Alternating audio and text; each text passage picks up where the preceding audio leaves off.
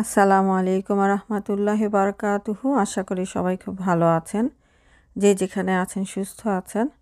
তো আমরা যাচ্ছি কানাডা। এটা বর্ডার ইউএসের সাইড থেকে।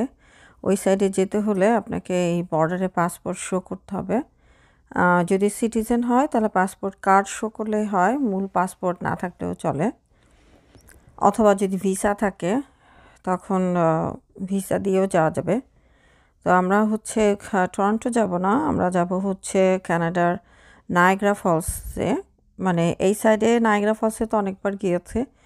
ওইদিকে আমার কিছু কাজিন আসবে, তো ওদের সাথে একসাথে মিট করা হবে, নায়াগ্রা ফলসও দেখা হবে।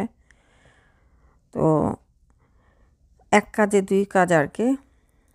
তা আসলে আমার কানাডাতে অনেক কাজিনস থাকে, আবার ইউএসএতে অনেক কাজিনস থাকে।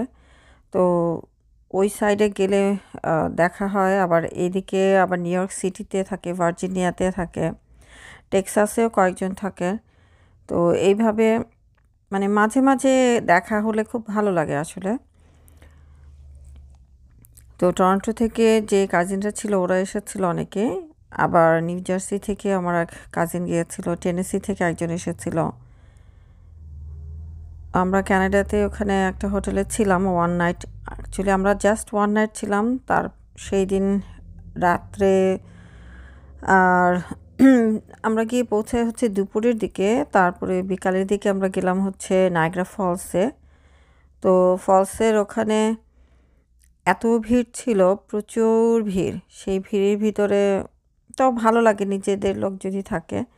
তো সেখানে আমরা দেখলাম ফলসটার ইলুমিনেশন দেখলাম, নর্মাল দেখলাম, তারপরে রাতে ফায়ারওয়ার্কস হলো 10 মিনিটসের জন্য, ফায়ারওয়ার্কস দেখলাম।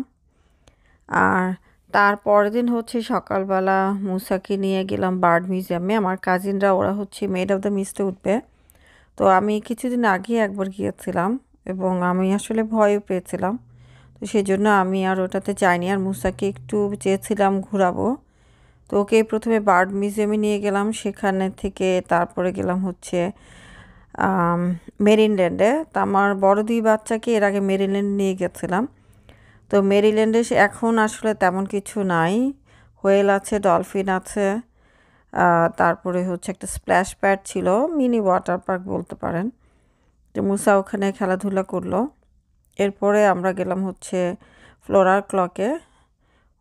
তো সেখানে সবাই আবার একসাথে একটু সময় কাটালাম, ছবি তুললাম, তারপরে আমরা আমাদের জায়গা আবার ব্যাক করে চলে আসলাম। এই আমাদের কানাডা জার্নি। তো ভালো লেগেছে আসলে। মাঝে মাঝে এরকম সবাই একসাথে হলে, এটা বেলুগা হোয়েল, তো ভালো লাগে, মানে মনটা ফ্রেশ হয়। তো যাই হোক, কানাডার ডে ছিল ওই দিন, আসলে মানডে। তখন একটা প্যারেডও হচ্ছিল পার্কের মধ্যে। আর এই মেরিল্যান্ডে আগে শো হতো, আমরা যখন প্রথমবার এসেছিলাম সেখানে, তখন ডলফিন শো ছিল এবং অর্কা হোয়েল ছিল। তো তারপর অনেক রাইডস ছিল। এখন তেমন কিছুই নাই, মানে খুবই খারাপ লাগলো দেখে। আবার ডলফিনগুলোকে দেখে আমার খুব খারাপ লাগছিল যে ওরা এখানে মনে হচ্ছে কি তারা আটকা আছে। আবার ধরুন হোয়েলগুলোকে দেখেও খুব কষ্ট লেগেছে, যে মনে হচ্ছে ওদেরকে আসলে ছেড়ে দেওয়া উচিত। সাপোজ ধরুন আমরা অনেক সময় সাফোকেটেড ফিল করি, বা আমাদের মানে কোনো একটা পরিস্থিতিতে আমরা যখন থাকি তখন মনে হয় যে পরিস্থিতিটা আনওয়ান্টেড, মানে আমার জন্য সুখকর না, প্লেজেন্ট না, তখন মনে হয় যে আমরা সাফোকেটেড ফিল করি, যে হ্যাঁ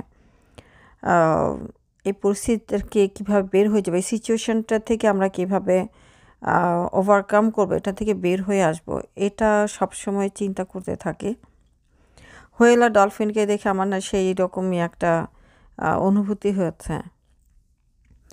ধরুন আমাদের লাইফে অনেক সময় লোকজন থাকে যারা আমাদের উপরে জুলুম করে বা বাজে কথা বলে, খারাপ কথা বলে।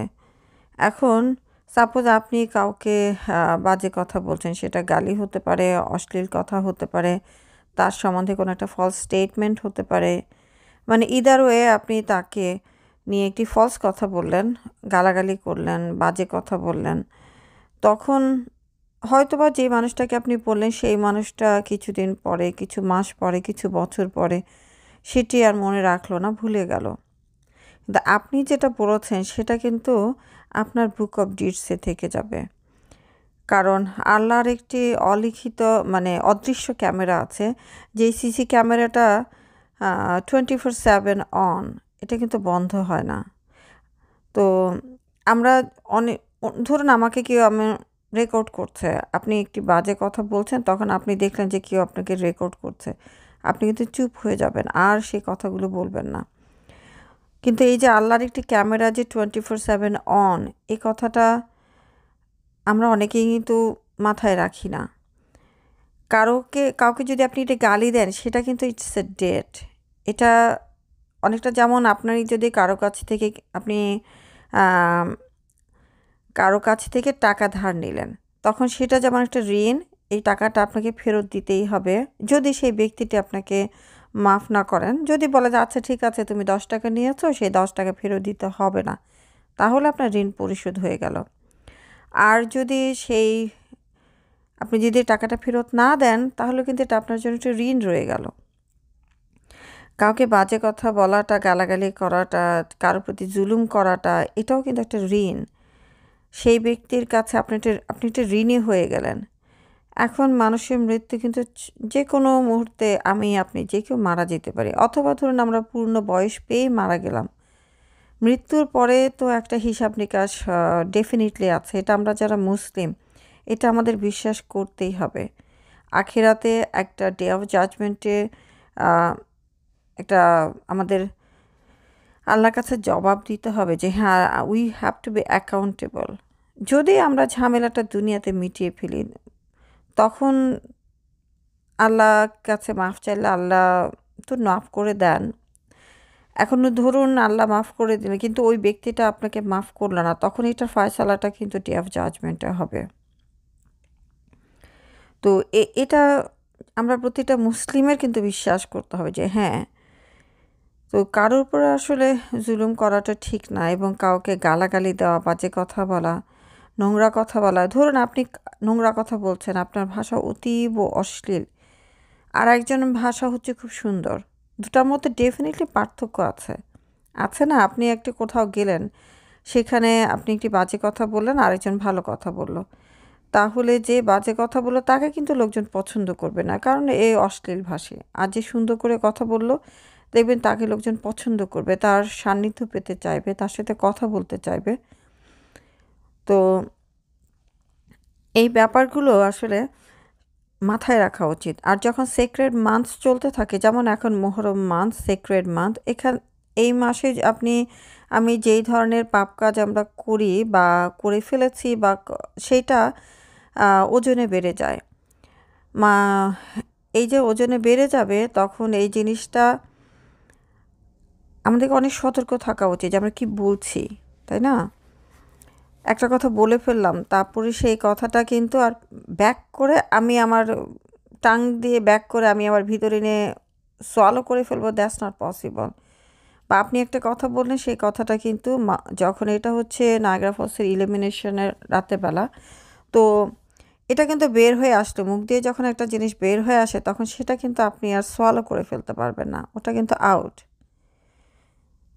তো টাং হেফাজত করতে হবে যে আমি কি কথা বলছি, এবং প্রাইভেট পার্টসকে হেফাজত করতে বলা হচ্ছে, দুটোই। তো এখন দুটোর অবস্থান দুই জায়গায়, কিন্তু এই টাংটা আমরা নিজেরা কন্ট্রোল করতে পারি যে হ্যাঁ, আমি ভালো বলবো না মন্দ বলবো। আর সবচেয়ে বড় কথা হচ্ছে যে আপনি যে কথাটা আমরা বলছি, সে কথাটা আমরা ধরুন বাইরে একজন মানুষ সাধারণত খারাপ কথাটা বলে না। যখন ঘরের ভিতরে থাকে বা নিজের স্ত্রীকে বলে যে বাজে কথাটা বলল, তখন ভাবে যে আল্লাহ, ওকে তো আমার ক্ষমা চাইতে হবে না, কিন্তু চাইতে হবে ঝামেলা দুনিয়া থেকে না নিয়ে যাওয়াটা।